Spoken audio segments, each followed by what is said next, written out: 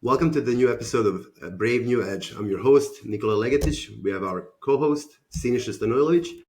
And today we have a unique episode because we have two guests from two different companies that actually collaborate in this industry that's, pretty cutthroat. So we have Glenn Caldicott from Empirical Asset Management, and we have Manish Jhunjhunwala from Trefis. Welcome, guys. Thank you. Hello there. All right, so just for context, Glenn is one of the pioneers of rules-based investing since early 1990s, which is in a sense factor-based investing. Empirical was formed in 2010, but like I said, he's one of the pioneers in this space.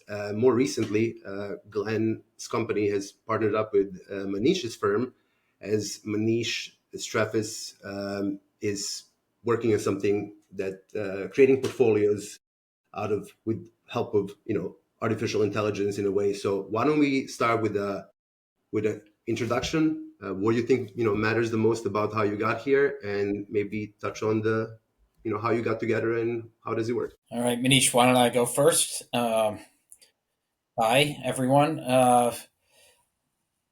To go into my background, I started in the investment business back when they used to call us stockbrokers. It was that long ago. All right, and we moved on through all the channels and the permutations through financial advisory all the way to wealth management, and here we are today. Along the way, I came to a conclusion I didn't really like the investment models that were available for several reasons. They weren't disciplined and they were costly and the taxes were bad. So I decided to build my own investment models. And we built them using rules. All right. What I learned was that the mistakes in investing, most of the mistakes in investing anyway, were made based on emotion, fear, and greed. And I wanted to get that out of the equation. So we only use proven sets of rules. We actually own the language rules-based investing, the trademark of ours. Get fear and greed out of the equation and focus on risk controls, kind of a part two, as opposed to chasing performance. And those two aspects are very successful. All of our models deliver alpha since inception. We win lots of PSN Top Gun awards for being in the top 10 for performance. And up to this day, we've spread out to asset allocation models and individual equity models and tactical models. And then one day I got a call from a friend who said, "You have to meet Manish." And I said, "Okay, what's Manish do?" And he said, "Just go meet him. You'll find out." And I did. I found out he was my dream. All right. I dreamed of a system to further rules based into the stratosphere. And really, what it came down to was we are the rules based guys, known as the rules based guys, and what Trefis built was the future of rules based. All right, it's an AI learning platform that he's going to tell you all about.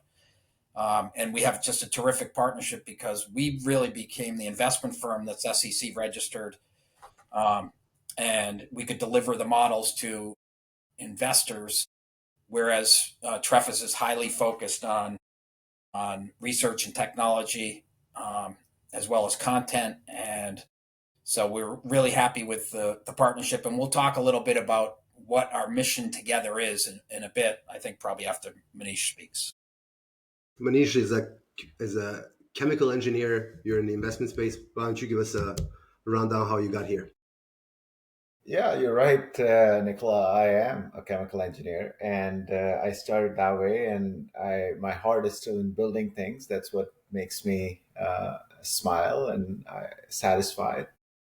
I spent some time in business consulting after school, but fast forward to what is most exciting today, back to what Glenn was talking about. Around 2018, 2019 timeframe, we started developing the Think Hub platform. And what was interesting about it is it really was about how do you capture some of the things that are most important to you from a decision perspective, and how do you take that and convert that into patterns and ideas beyond what you've been able to think of, right? And there are two things that are sort of distinctive about how we started it. And one of them is that we didn't start with narrowing down into investment management or financial data specifically. So we actually did and have continue to have, like, earthquake, catastrophe, hurricane data, so all kinds of data that's relevant to climate change, for example.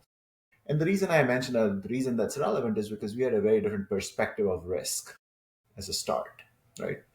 Risk is probably not as well defined or objectively understood as people would like in the investment world.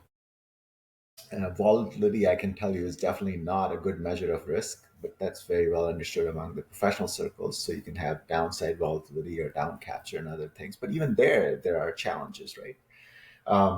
Because the real loss of capital is the true risk, right? Just because you see a down but you don't sell it, you might actually buy more at that point. It might be the most fantastic opportunity instead of risk. That might be the biggest reward that you seek, that you put a little bit of position, and that actually focuses your mind. And now when it sees a downturn, you're like, okay, I've learned a lot more, now I'm going to buy. But the more important part is we built this system with the mindset of understanding risk better, understanding investments better. But the other thing that we did differently, perhaps differently, is we didn't want to build a black box system. So we built everything from scratch. We didn't use any off the shelf software. We still don't. There were three layers: data, methods, and answers. Everybody wants answers. You start with data, and we had a broad variety of data, as I mentioned earlier.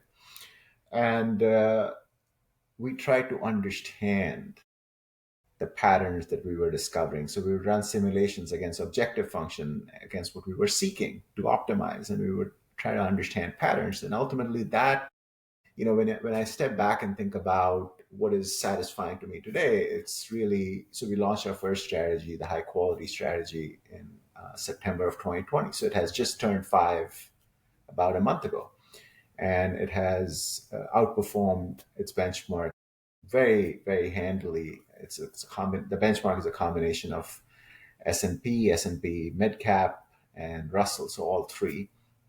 But it has also outperformed S&P, and it's probably in the top 5 or 10% of the portfolios or strategies out there.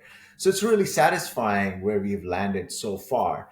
And as I was saying earlier, there's no sitting still, right? The fun part about this business and about the space that keeps me engaged, in fact, and inspired, is like, oh, we constantly keep asking the why question. As much as when we make money, which is a lot of times, but also when we underperform, which happens, right? We ask why, and that helps us. We run many simulations, help us uncover new patterns. So happy to be here and delighted to share more about how we've built and what's next. Yeah, so it's, when people think of non-traditional investing, they'll think of, different stuff like high frequency or even any type of quant product. They think it entails, a lot of machines, a lot of training, a lot of turnover. But, when we spoke, you mentioned that you actually rebalance your portfolio, more, not that frequently. We can maybe touch on that, but like when you look at your portfolio building, what are some of the main differences compared to the competition, and who your competition is? Is it this explainability and like not being a black box? Is it not running through 500% turnover and taking on all this trading cost?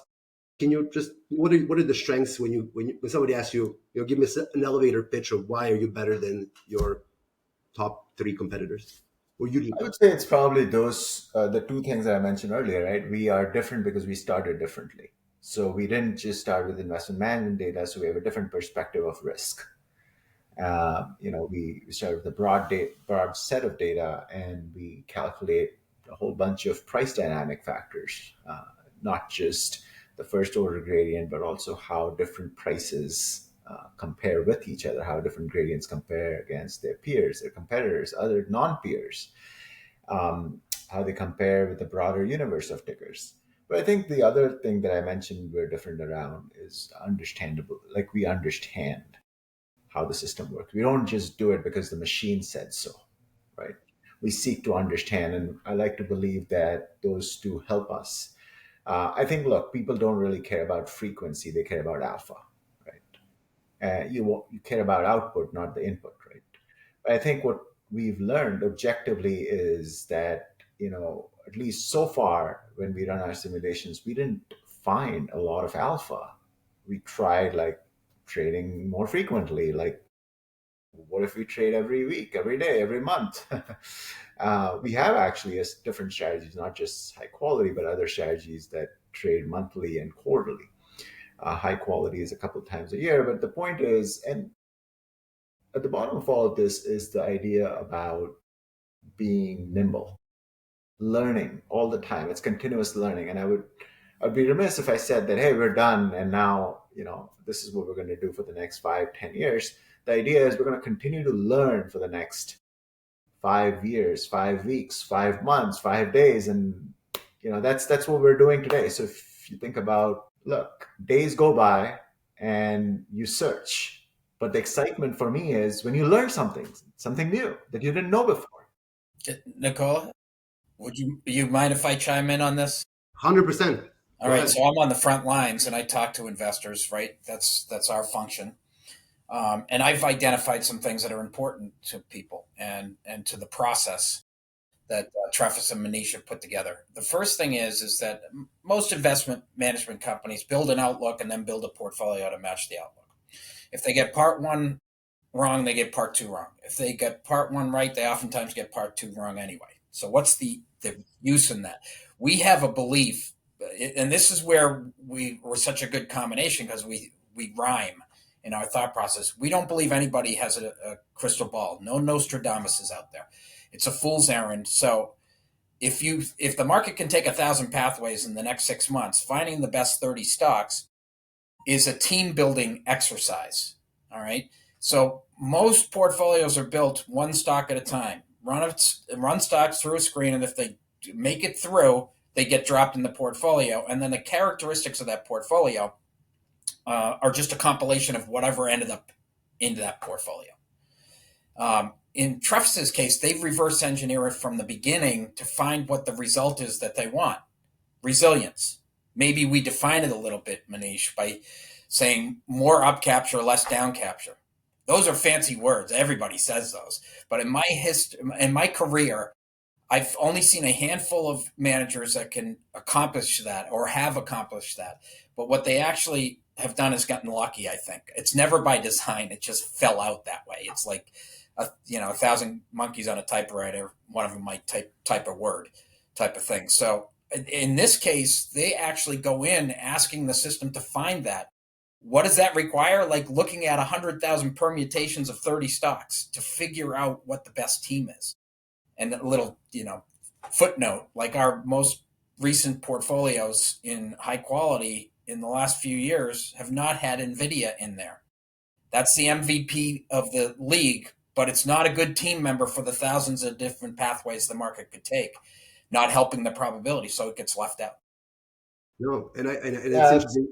Sorry, there's a side comment, and I think what's quality also changes over time, right? Did you ever think 10 years ago that a semiconductor equipment name would be Broadcom, or somebody would be in a considered like a must own name in every even though you would say there's a cycle, follows the PC cycle, or I don't know, or like an HVAC that follows a housing cycle. But no, these are they're mega trends that are pushing, and they're kind of so. I think that what you said about resiliency today and resiliency 5 or 10 or 20 years ago would not give you the same portfolio, right? But if you go back to your experience or what you think, you probably lose your shirt. So I think that solving for it is probably the way to go. Go ahead, Manish. Sorry, I didn't mean to interrupt you. Oh, I just meant to say that, again, I want to emphasize that, well, two things. One is we're really satisfied, we're really happy with where we are, with not just HQ, but some of the other strategies we've developed. HQ in the 5-year performance has an average exposure to the Magnificent Seven, as they call it, the mega caps, the top 10 stocks, of about 10%. Compare that with like 35 plus percent with the S&P 500. I don't know any strategy that has outperformed the S&P while being underweight so much. And that is pretty interesting, right? That tells us that we're doing something right. But I want to add that, but I think, again, the key theme for us as a team, for Trefis, for me personally, is always be learning, right? So we're not going to sit still. We're always challenging ourselves, challenging our assumptions, and we're saying, hey, well, is tomorrow going to be the same as yesterday? Probably not. So I have to chime in here. So when you're saying, of course, that the alpha is the most important thing here. So, but do you anticipate a point where the use of common machine learning techniques becomes so widespread that the alpha generated by these models is actually decaying over time? And what do you see with how would you overcome this point?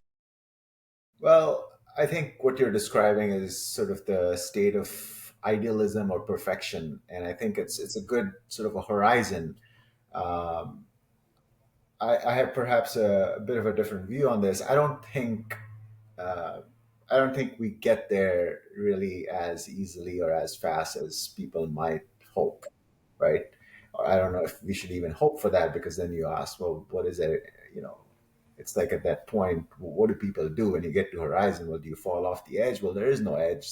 Don't get into philosophical discussions, but I think the fundamental idea of, I think, what we are doing and anyone should be doing is really should be about the journey. And I think the journey matters more. And I think the path to getting there, so in my perspective at least, is that I don't think that state is anytime soon, right?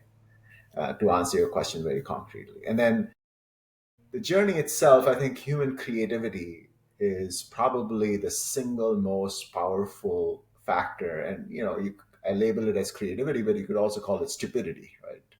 We make plenty of mistakes. I've made a lot of them myself. And I think because of the combination of stupidity and creativity, we're never going to get there. People are always going to have greed and fear, and they'll not adopt. Best products don't always win, right? Think about the total assets allocated just in the United States. What is it? The staple of assets, like over 100 trillion. And what percentage of that in the next 2, 3, 5 years is going to be allocated towards machine-driven models, right? I think the future really is about combining the hybrid, about really understandable AI, or understanding what the machine does. And that's where we're focused. Like, hey, can we explain what we're getting? We're using the machine as an exoskeleton.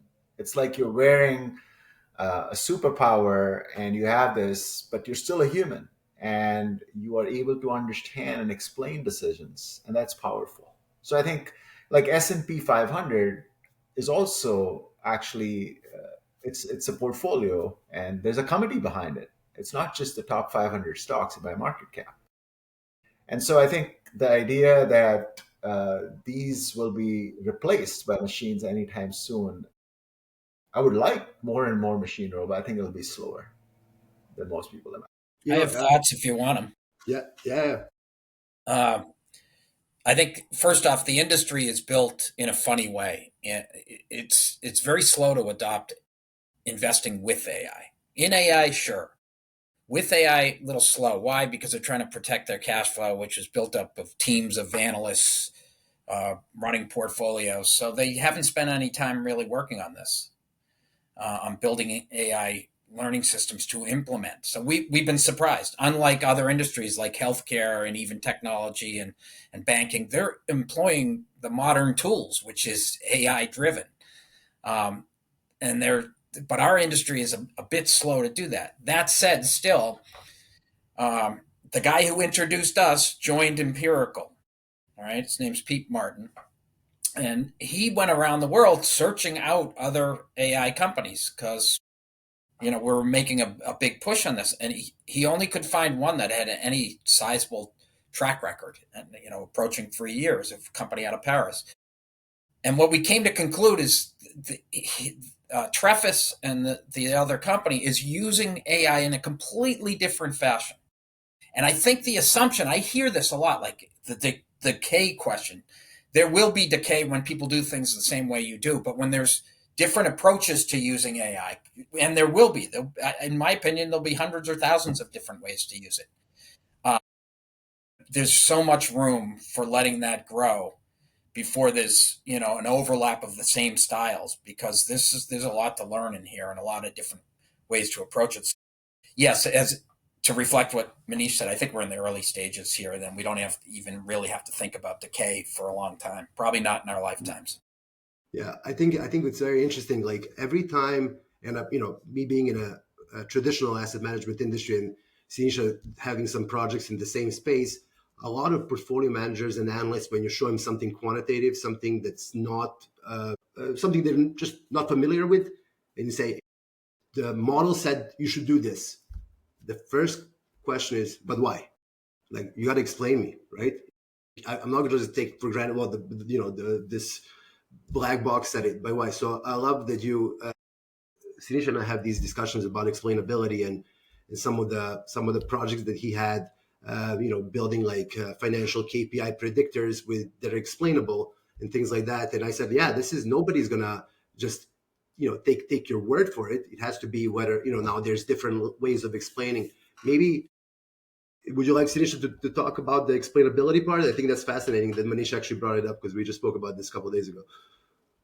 I think Yeah, so that it's definitely, I guess Manish brought this up, so it's interesting topic to give a feedback of how are you actually providing this explainability of the closed model at the end. So how do you show this to the investors? Yeah, I can share what we're doing. I think the core is to understand the process in context of results, right? So you say, okay, you run through an iteration or 1,000 or 10,000, and then you say, okay, what is the best strategy forward? And so you come up with a result and you say, well, why? Because that's such a natural question as a human. You're like, oh, why? Right? Am I going to put my own money in this and why? And then you start seeing, well, what are the underlying characteristics of whatever strategy you've come up with? And we saw that. We saw, like, hey, these are companies that have reasonable revenue growth. They don't have the best revenue growth, they have sustainable revenue growth. They have what seems sustainable is not a word that the machine popped out. It's something we took away as we analyze the underlying characteristics. Like, hey, these companies they don't have the best, the highest top 5 percentile of the revenue. No, they have like reasonable, seems like more steady, predictable revenue growth, right? Sustainable revenue growth. They're profitable companies more often than not, right? They are companies that have healthy balance sheets, right? But are these the only characteristics? No, of course not. There's a lot of other nuance around how these companies have behaved in the past around different crises atmosphere, and how these companies have reacted in terms of reverting out of the crises, right? It's not just how much you fall, but like how fast you get up. So, and how that compares, those price dynamics, how they compare. And so what we've learned is that understanding helps us actually refine our system, helps us take it in directions where we're like, oh, let's explore this area more, right? And so we can run more and more sort of informed search processes, because ultimately what you're looking for is an n-dimensional space. You're trying to find what's the optimum. And sure, the compute power is huge, but if you go into an LLM and say, okay, give me one stock that is likely to do the best over the next month, I don't think you'll get a very good answer. Or you might, but I don't think you'll get a very good result as a as a consequence of that. if you give me something risky, for sure. Right. Yeah, the Uh, result is going to be. exactly. So The that's selection, the why. selection is going to be very high beta, very like rear view mirror, and that's not probably we all know that when it feels that it's the best. That's Glenn right. and I had this conversation before. We're not gonna share. But Glenn, any thoughts on like when you talk to the clients? Is explainability a big is a big reason that they're open to this type of strategy? Like that you can explain it. You know what's interesting is I'm glad you asked the question, because to be fair, to explain any individual positions in here is impossible. It's because it's a team building exercise, and you go through 100,000 iterations of 30 stocks, and everything Manish just talked about. That's a virtual impossibility. It's more important to explain the overall process for them, because when that question comes up, it's it's important that the system, the platform is transparent and auditable, but it's transparent and auditable and is audited by Trefis. It's not that the individual is able to do that. Number one, giving away trade secrets is not a smart thing to do. But number two, it would be quite complicated to speak of that. It's not a simplistic system, if you will. But there's ways to explain, the team building process and the several thousand iterations of 30 stocks, and knowing some of those factors Manish just talked about, operating margins, strong balance sheets, that type of stuff up front. That helps explain enough for an investor, both institutional and retail, to get their heads around this and not being a black box, but not necessarily being able to explain to somebody. So I'll be more direct. When I get asked like about one stock position, it's impossible to explain that, because they're building a team. They don't build it one at a time, they build it 30 at a time. So it always has something to do with the other 29 positions in the portfolio, and trying to explain that to anybody is impossible. So what comes to my mind after this is, are you leveraging traceability as well in this? So, like, if you want to explain that something will actually perform well, so that you can actually show the history behind it, so in some sort of a traceable way, that this did well previously in the previous iteration. Well, again, thank you for the question. It's actually very interesting, because what you are looking for is exactly that, traceability, right? You can call it rationalization, but it's not necessarily in the same 30 stocks. What you're looking for is, you're trying to extract attributes of those 30 stocks, and you're trying to see, you know, stocks with similar attributes in the past that have had, because if you look at the same 30 stocks 3 years ago or 5 years ago or even 3 months ago, they might be very different. The behaviors might be very different, and their positions in the market might be very different, right? So what you're trying to do is extract common characteristics, and then then you're trying to see that, okay, is this set of common characteristics uh, traceable for the resilience that you're looking for, right? Like, is this the kind of thing that you want? Are you going to be able to stomach that? Because ultimately, that's what it is. As an investor, are you going to be able to stomach that roller coaster ride? To Nicola's point earlier, you can get a very high beta, but then you can't stand it, and it doesn't help anyone. Thanks. That's great. And another topic, at least from my side, is where do you see the biggest opportunities for the new data sources? Are you actually looking into this? So what's your take on this part? I think, look, again, to broadly sort of call it three buckets of data, you can call it like, the fundamental data gets released by the SEC or company filings. Then there's the sort of the macro data, the broader economy, what's going on, and then there's the price dynamics. I would say there's probably in each of these areas, but more in the price dynamics and the macro picture. There's a lot more upside. But I think really what we've learned is it's in the interactions. We as engineers and humans, we try to cut things in boundaries and classify and put boxes around things. But the world actually doesn't work like that, right? So, in fact, these boxes are just that. They're just to help us understand, but it doesn't really mean that the system is boxed like that. And I think really the opportunities are going to be at the boundaries of how these different factors or metrics interact with each other. And that is where I go back to the human creativity aspect. That's where, the problem can actually exponentially explode, right? The you can't really solve those in today's, or there's not a perfect solve because of the number of parameters available when you start considering the interactions. So in my mind, I think there's, and then of course there's probably better or as good, right? The alternative data sets, private market data sets. There's just so much more data, and really that's the beautiful thing about the world we live in today, is that we have the capacity to store a lot more data. We have the capacity to actually process or compute that data, right? So I think there's definitely going to be more and more. I'm going to be wrong probably in most of the things that I'm saying, because hey, that's the fun part about life. We're all going to learn new things. Okay, you're saying a lot about increased performance. We can store more data, but which are the bottlenecks that slow you down right now? So commonly, so what do you see as a potential problem? This. You know, I think I don't have any bottlenecks that are slowing us down in terms of what we want to do. I think there's always, the customer. We're a small firm, and so working with Empirical to help,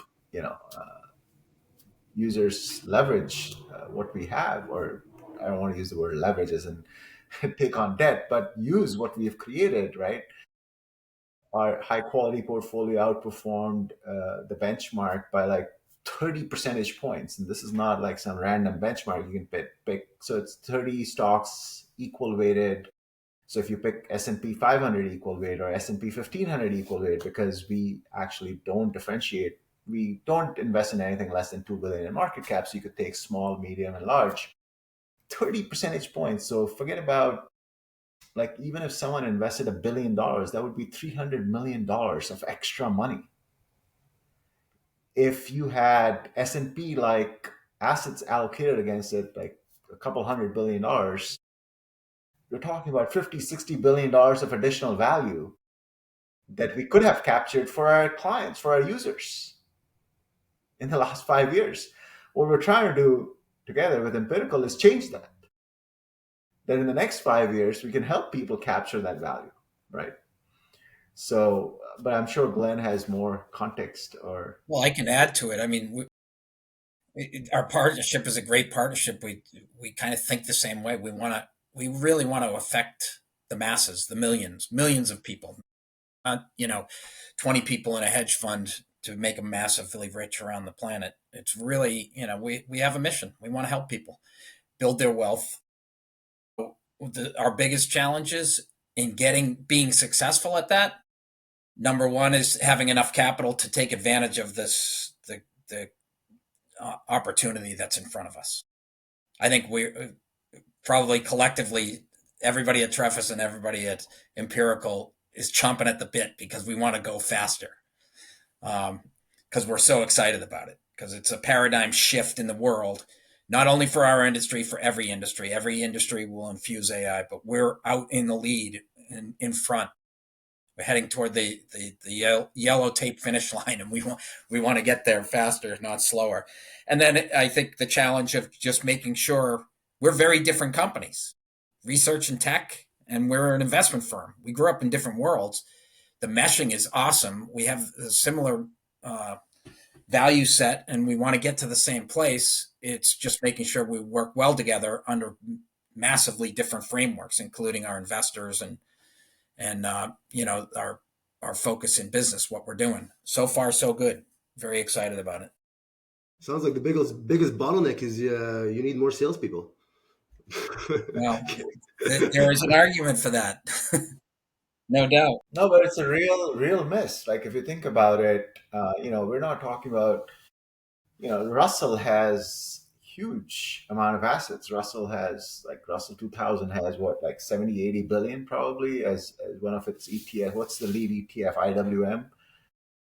And, we've beaten it by like the combination of Russell, S&P mid cap, and S&P 500 by like 30 percentage points. So you're right. Like, somebody missed out. And in fact, we're running, we take that blend and we actually can run a hedged strategy where we take away market risk, and it's phenomenal, like how well it does and how consistently it performs. So again, some people have said, well, why not test against this benchmark and that benchmark? We've tested against all. It's just really remarkable what we have been able to accomplish. But I would say, really, the idea is how do you take that learning and constantly say, hey, so what's around the corner? What's next? What's next? And I think what will happen is that a lot more people, and you're seeing this today, there's a lot more openness to strategies that use the machine. I think it's going to be more and more adopted over time, especially with our explainability criteria. The fact that we can actually explain and clarify why. So we're very optimistic. Yeah, yeah. And so but you still do have some guardrails that are man-made inside. If the portfolio is spread out like put 30% in this stock, is there a kill switch, or you would never do that? Yeah, we do have guardrails that are human defined. That is correct. I mean, there's no system out there. I'm going to generalize massively. There exists no system that is human made without human design constraints. It's impossible. Like, how do you theoretically do that? Yeah. Yeah, no, I agree. All right, so then maybe, just to wrap it up, like maybe some KPI goals for either, individual or actually both of you as a partnership. Is there like assets under management for this particular mandate, or the set of AI portfolios, that is it number of portfolios that you will deliver to Empirical for to give it to the market? What are some of the, I hate the word KPI, but I can't think of some goals, I guess, over the next 6 to 12 months, maybe even further, if you want to go. Both of you, Glenn, maybe start, because I feel like. Well, we're a firm with 600 million under management now. We'd like to be over $1 billion. We probably want to have, another 200 customers that come directly to us, but that's just the beginning. Like you said, the challenge is, in being successful is we could probably take on, another 10 salespeople. And should we? And if we do, does that mean 1,000 new accounts? Does that mean 2 billion or 5 billion in assets? So we're wrestled with that every day, trying to, get the right mix of that so we don't get over our skis while we still also aren't moving glacially. We want to move as fast as we can without tripping ourselves up. Yeah, I mean, my experience in this stuff is like, you have to have a 30% year before people even get on people's radar, right? Like nobody's going to be like, oh, this is a great story and the guy's numbers suck, right? So it's going to have to be like, oh, he had this banner year. And then sadly, it's hard to replicate this banner year. And, the returns might not be there, knock on wood, hope they are. But like, that's what, it's usually like once all the money comes in, that's when historically that's been proven. Yeah. And, So people fire a 5-star manager after a bad year, That's exactly right. And the nice thing is that it's getting easier because we now have a 2 3/4 year GIPS track record on the high quality portfolio. And we're up in the 2 3/4 years, cumulative 81% or just under. And our benchmark is up 40. So, and the beta is 0.63. So we have massively less risk, huge alpha, and massive excess performance. So the story gets easier every day because you're right. And it's not 1 year. Oftentimes it's 3 years before people notice. Yeah. And we're coming up upon that at the end of the year.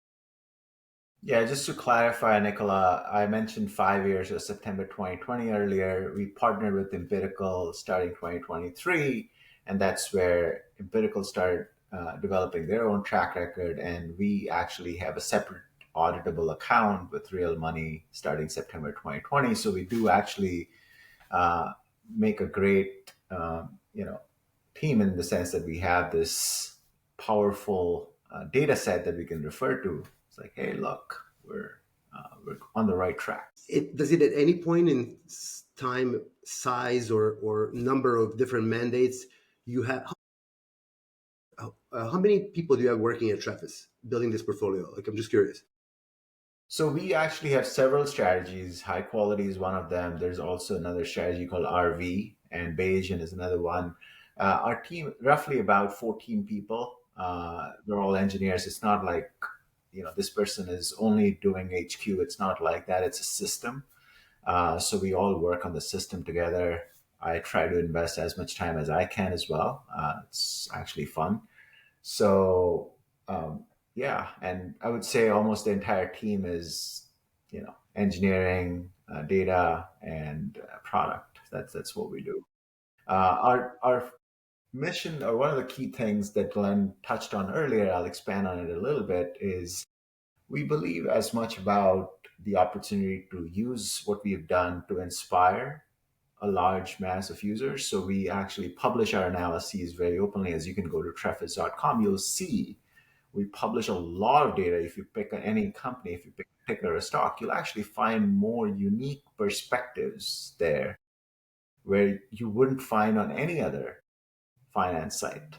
And that's not by accident. We actually have a lot of internal, and those are essentially intermediate outputs that have been created as part of developing the portfolio, and we just publish it.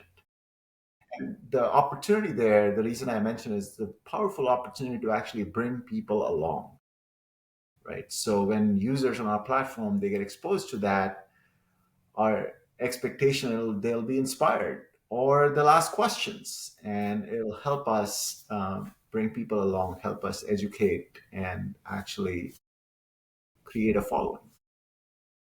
Yeah. Yeah, I noticed that each stock on Trefis website, there's, I don't know, 50, 100 research reports, probably like 2,000 just this year. So that's not human generated. That's right. That's more. There's a what's the output like? Like who generates these outputs? Because I Yeah, understand the so research it in the is. portfolio. Yeah. It is a machine, but then there's also editorial touch. We do actually review, as humanly possible. We review parts of it just to make sure that it's sensible and Yeah. not off the Compliant, rails. whatever. Yeah. Yeah. Yeah. Sinisha, anything else? So we're on this topic. So you're saying about this human part. So what's the most manual step that you'd automate if you could in this process, as you say? When you say this process, Anything ah, in the whole from A to Z. I think it's about what Nikola said, sales, right? That's the problem to solve. Like, why is there's only one question? Like, why is there not $10 billion that are already taking advantage? Like Nikola and Shanisha, you guys are smart people. Why aren't you calling Glenn? It's like, hang up right now.